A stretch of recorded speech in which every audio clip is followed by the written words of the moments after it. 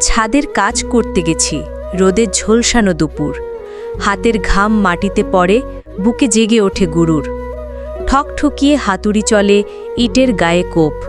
মনে ভরসা, আজই শেষ, এটাই ছিল আশার স্তব। তখন হঠাৎ শব্দ হলো, কেঁপে উঠল ছাদ, চোখের পলকে ধসে পড়ল, বন্ধ হলো প্রভাত।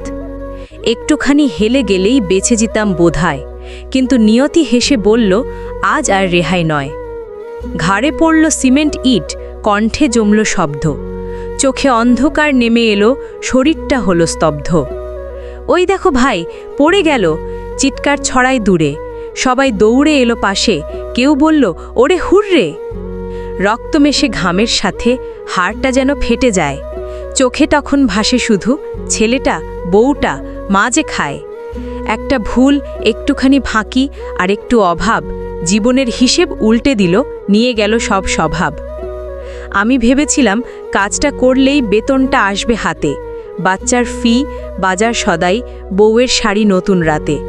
কিন্তু ভাগ্য এমন খেলো, ছাদটাই হলো কাল। কষ্ট করে যে বাড়ি বানাই, সে বাড়ি দিল জাল। চিকিৎসার খরচে গেল জমানোর টাকাটুকু সব। বন্ধু স্বজন মুখ ফিরিয়ে নিল, বড্ড নিষ্ঠুর এই রূপ। একটু সহানুভূতি, একটু যত্ন কেউ কি দিতে চায়? ঘাড় ভেঙে এখন শুয়ে থাকি, বুকে জমে শত শত হায়। তাই বলি ভাই, ছাদে উঠলে সাবধানে চলো গো। জীবনের দাম নাই আজকাল, নিরাপত্তা খুঁজি তো কোথা। হেলমেট, দড়ি, নিয়ন মানো, কাজ করো ঠিকঠাক। না হলে জীবনের এক ভুলেই জীবন হয় ক্ষয়ভাগ।